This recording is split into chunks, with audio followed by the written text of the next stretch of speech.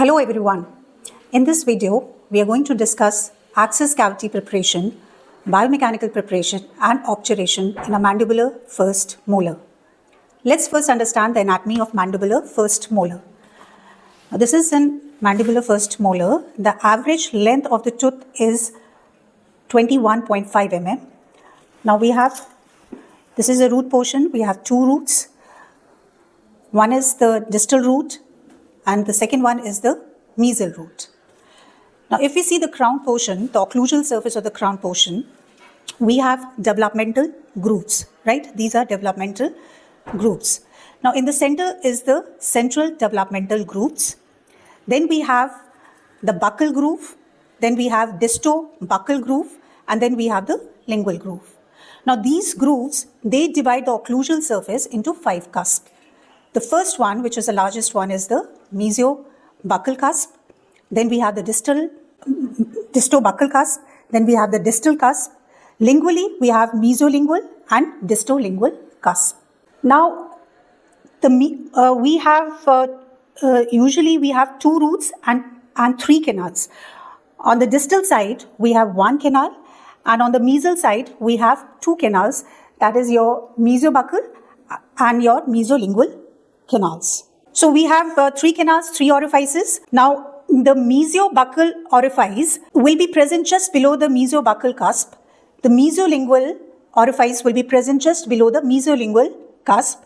The distal will be present slightly distal from the distal pit area. So here it will be present, okay? So this is at the cuspal tip, the mesolingual, and the mesiobuccal will be just at the cuspal tip of the mesiobuccal cusp. Okay. Now, before we start off with the access opening, we need to do occlusal reduction. That's very important. Why is the occlusal reduction done? Occlusal reduction is done to avoid post-operative pain due to trauma from the opposing tooth and also for better visibility of the internal anatomy of the tooth. So first, we will do the occlusal reduction. So before we start off with access opening, occlusal reduction is done, which is very important. This is to avoid the post-operative pain due to trauma from the opposing tooth and for better visibility of the internal anatomy of the tooth. Now, if we see the access opening of mandibular first molar, it is trapezoidal, which is slightly wider, more wider on the mesial side, and it is less wider on the distal side. So the shape is trapezoidal if we have 3 canals, 2 on the mesial and 1 on the distal. Now, if we have one more canal on the distal side, that is instead of 1 canal, we have 2, then it will become little rectangular rather than trapezoidal. Okay. So, before we start off with access opening, first we'll do the occlusal reduction. So, when we are doing occlusal reduction, we should not make the occlusal surface totally flat. We have to maintain the anatomy of the tooth. Number 1.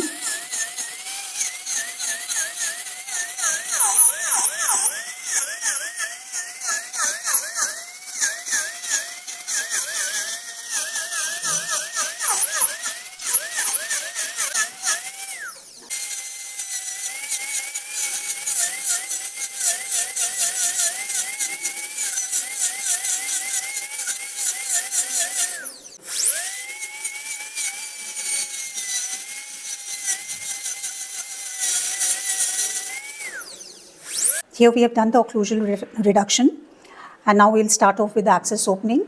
Like I already told you before that it is trapezoidal, and distal will be slightly less wider and mesially it will be more wider. Access opening, we start off with the round burr, and we first start or give a punch cut on the distal side because if we compare all the 3 orifices, the distal orifice is the largest and it is oval in shape. So we start off from the distal side, give a punch cut into the enamel. Slightly will bend the tooth, the file towards the distal side.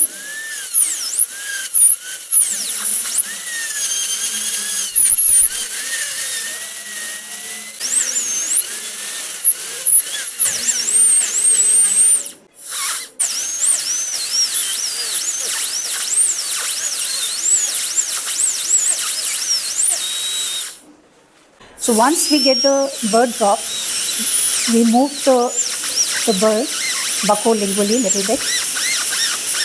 And now if we want, we can change the burr from round to straight fissure.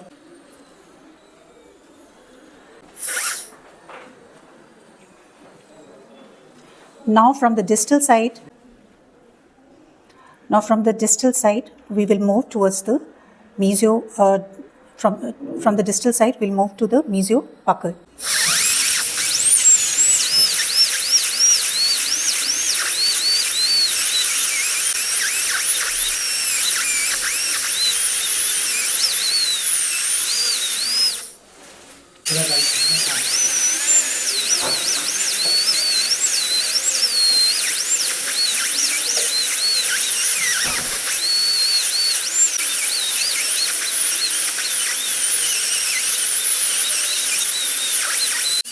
We are moving to the mesiobuccal.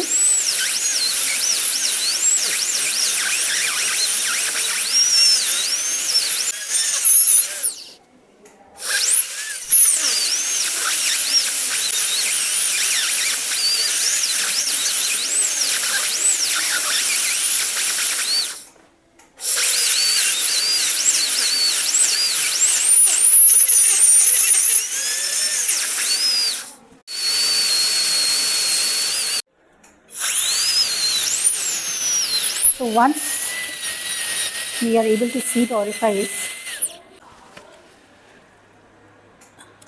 on the mesiobuccal side, then we move towards here we can appreciate the distal canal, then mesiobuccal and mesiolingual. Okay, this is endodontic explorer which is required to locate the orifices. Once the orifices are located, we need to finish the external walls. These are external walls. We need to finish. That means any kind of obstruction, which can be roof or maybe shoulders, which is on the mesial and distal side, this should be removed, and the wall should be made slightly divergent so that we get a straight line access. Now for this you can use Endo Z burr. This burr has a non-cutting tip. This is the non-cutting tip, and so whatever finishing is to be done will be on the walls with this burr. It is not going to cut the floor. Floor we are not supposed to touch. There is, so here we can see the mesial shoulder. This needs to be removed, making the walls slightly divergent, slightly, not too much.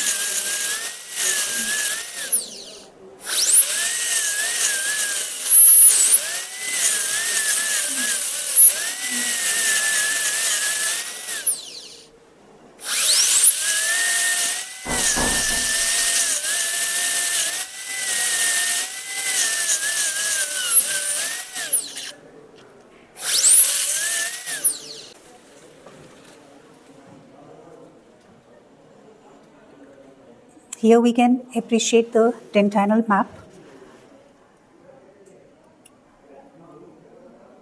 Distal orifice, your mesiobuccal. Here I think there is little bit of shoulder which needs to be slightly removed.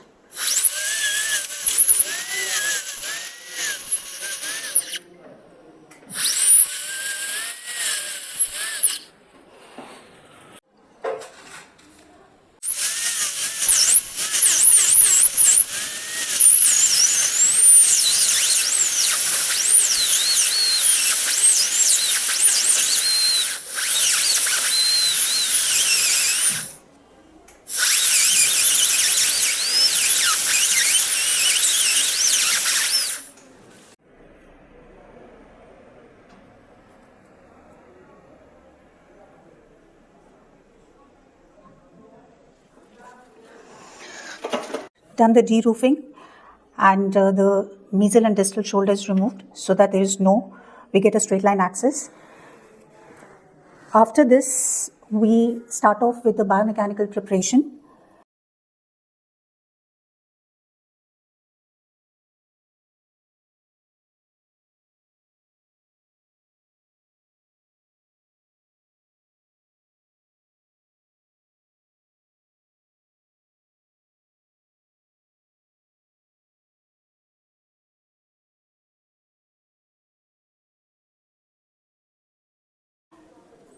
In this, the first step which we do is negotiate the canal. For negotiating the canal, we use a smaller number file. File can be number 10 or 8.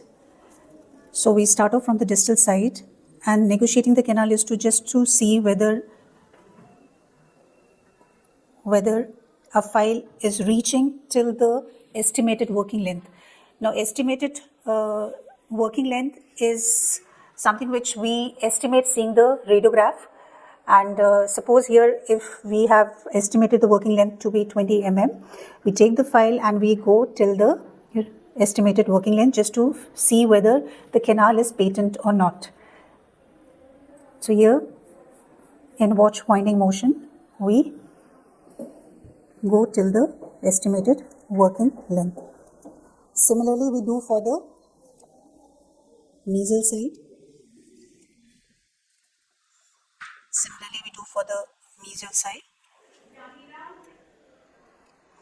So my file is going till the estimated working length. This was mesobuccal. Now mesolingual. Here again we can see that the file is going till the estimated working length.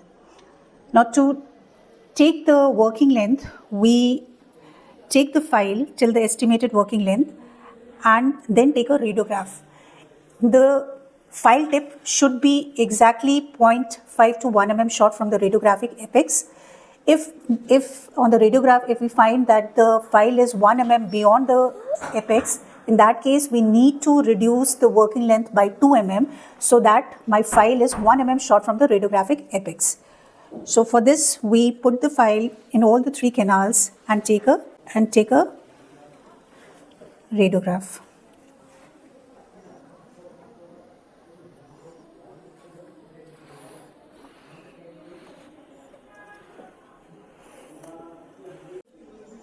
So now we'll take a radiograph. So this is the radiograph of the working length. We can see it is exactly 1 mm short from the radiographic apex.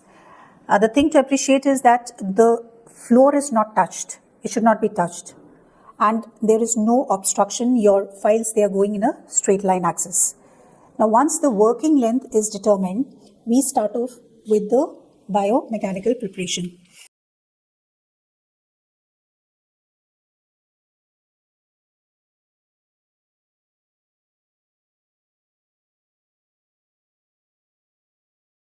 In this, we do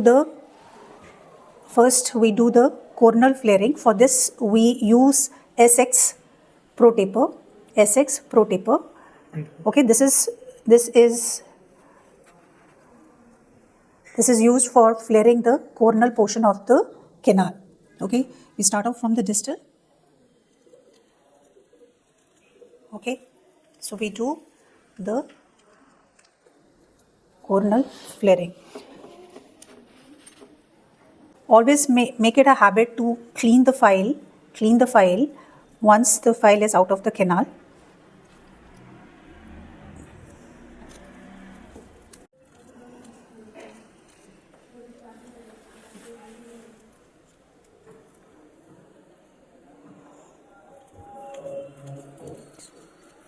We can use EDTA gel.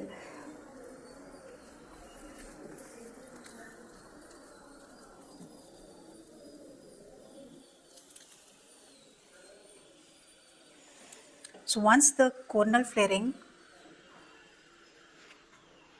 of the distal canal is done, we do recapsulation, which is done with the smaller number file, maybe number 8 or 10 till the working length. Once the recapsulation done,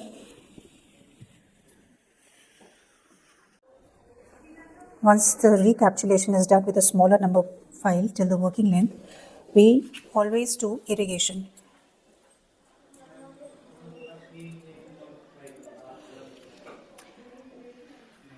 Now after this, we shift to the mesial canals. We do the coronal flaring of the mesial canal.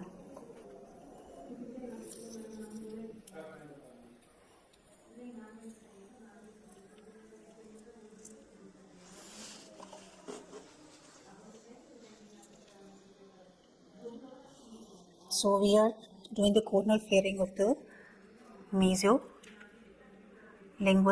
canal. Once the coronal flaring of the mesiolingual is done, then recapsulation with a smaller number file followed by irrigation is done.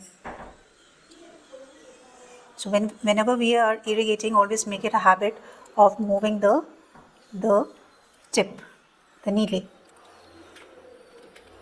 After this, we do the coronal flaring of the mesiolingual canal.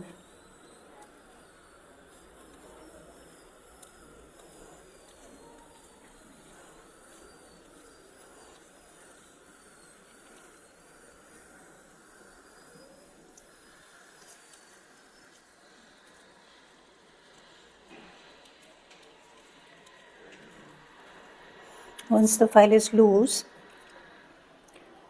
we then do the recapsulation using the smaller number file. Okay, and then this is followed by irrigation. So always keep on moving the needle. It should be placed passively whenever we irrigate. Okay, so with this, the coronal enlargement is done. So now we prepare do the filing of the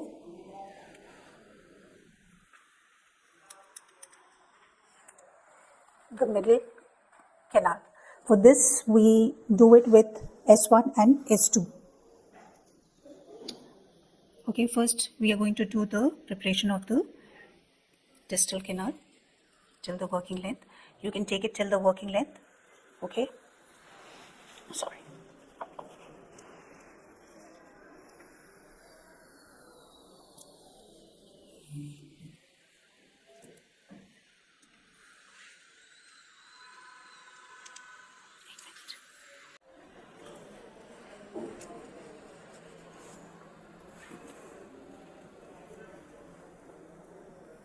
Always make it a habit to see that the rubber stop should be touching the reference point. The reference point will remain the same.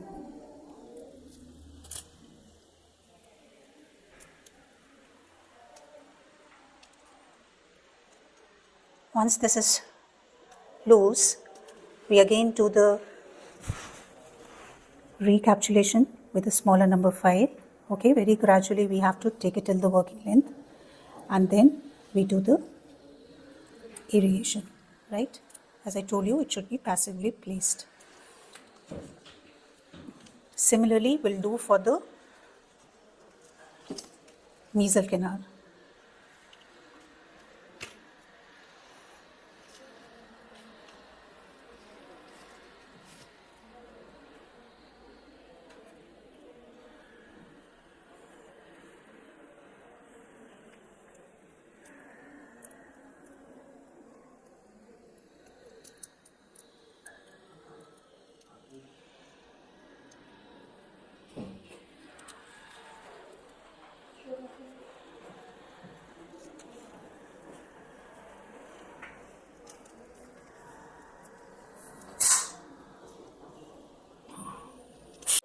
So once the filing is done with S1, then we do recapsulation and then irrigation.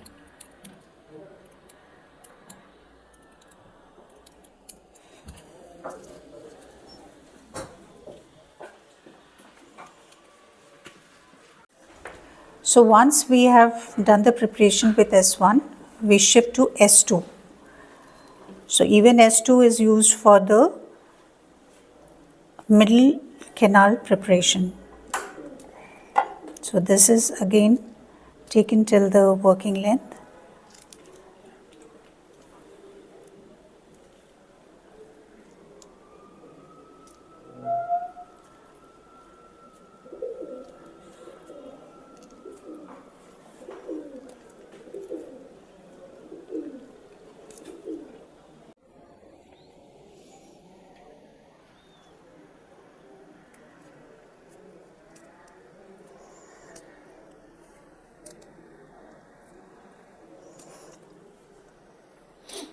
Now once the file becomes loose till the working length, we will repeat the same step, that is recapsulation and then irrigation. Similarly, we'll do else. So once we have prepared all the 3 canals with S2, we will shift to F1. So in finishers, we have 3 files, F1, F2 and F3. So how do we decide whether to prepare till F1 or F2 or F3?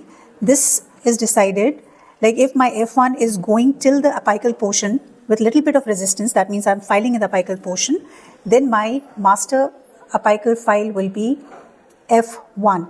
Now if my F1 is loose in the apical portion, then instead of filing or making F1 my master apical file, it will be F2 will be my master apical file. So here I can feel little bit of resistance in the apical portion, that means it's cleaning in the apical portion. So my master file will be F1.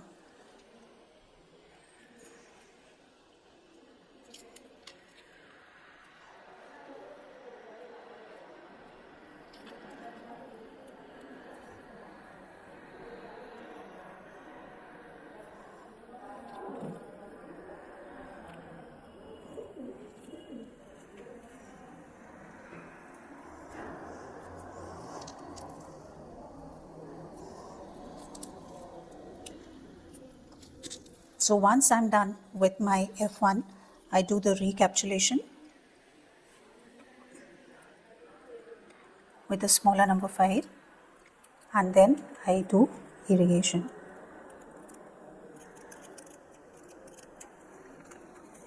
Similarly, I will be preparing the remaining 2 mesial canals.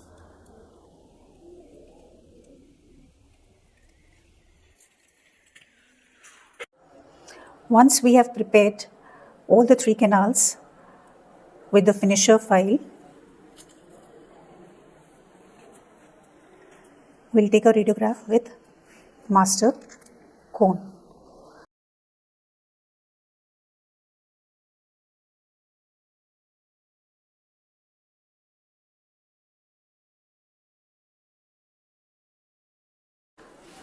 GP. So here we take the GP and place it inside the prepared canal and take a radiograph.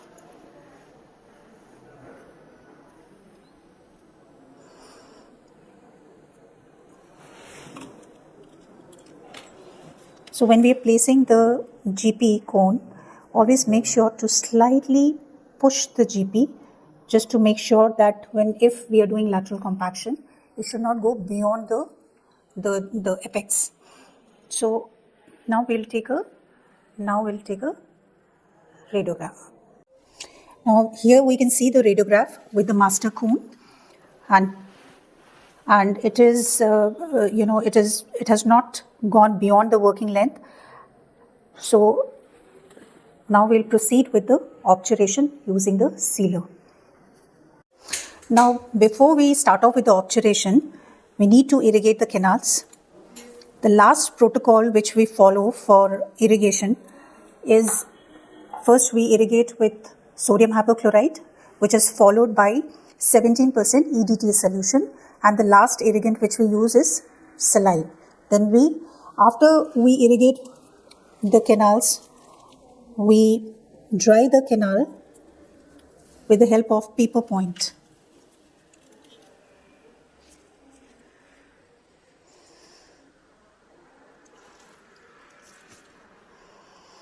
The paper point needs to be kept for a few seconds.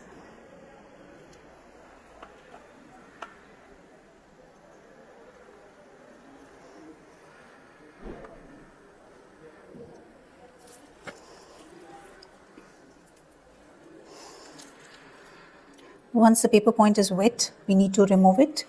The same procedure can be repeated again.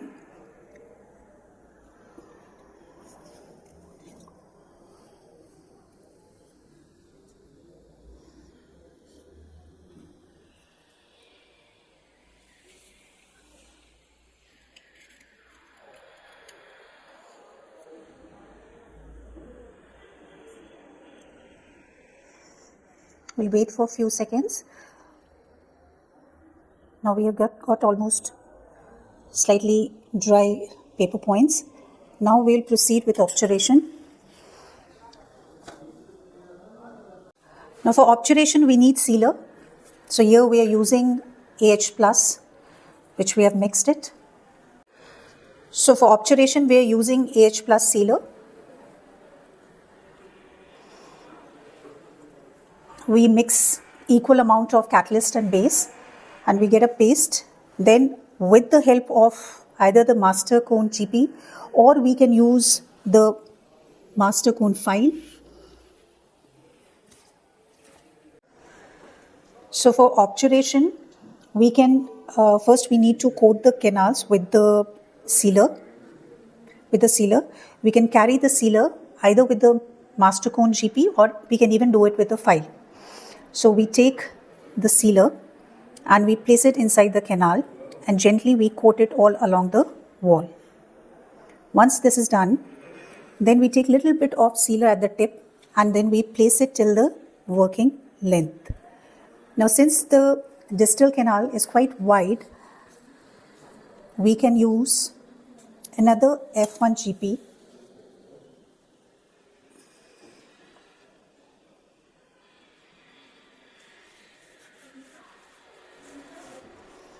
It's almost going till the same working length. Okay. After this, we should place a spreader. Spreader is placed between the GP and the canal wall, and and see whether it's going or not. Here we can see that it is going. So we need to create the space so that a space is created for the accessory GP point.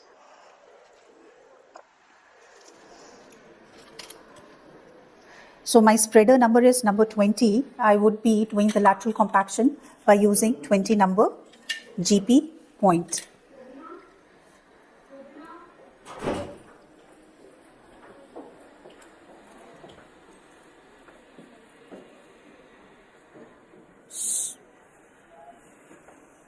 Whenever you take the spreader out, always make sure to clean the sealer before inserting it again.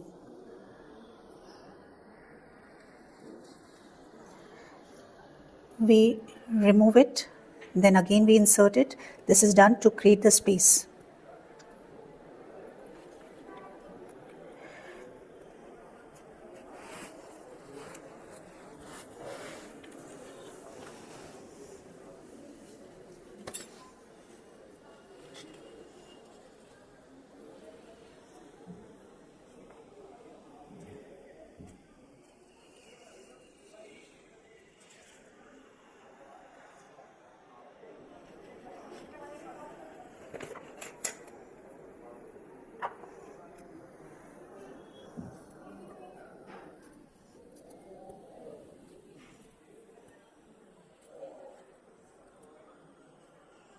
You have to create the space, otherwise the accessory cone will not go.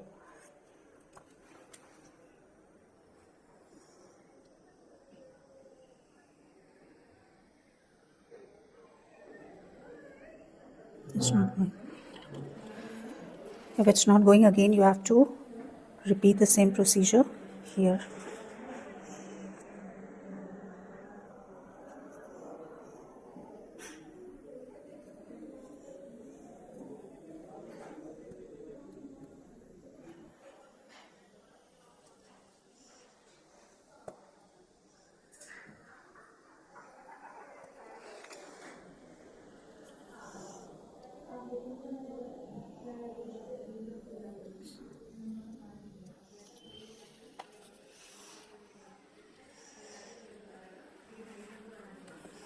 Now the spreader is not going.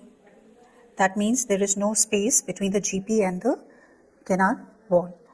Now we'll shear off the GP which is present in the chamber. For that we need to heat the instrument.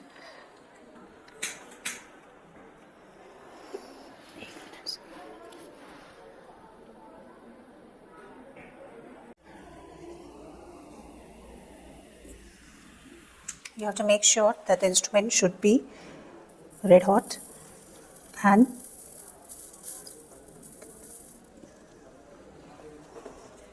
the whole of the GP from the chamber should be removed in one go.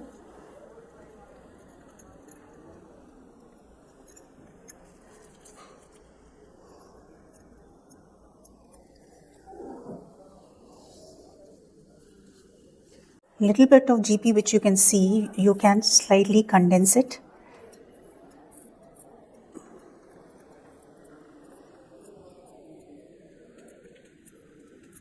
With little bit of pressure. Similarly, we are going to obturate the remaining 2 canals which is present on the mesial side.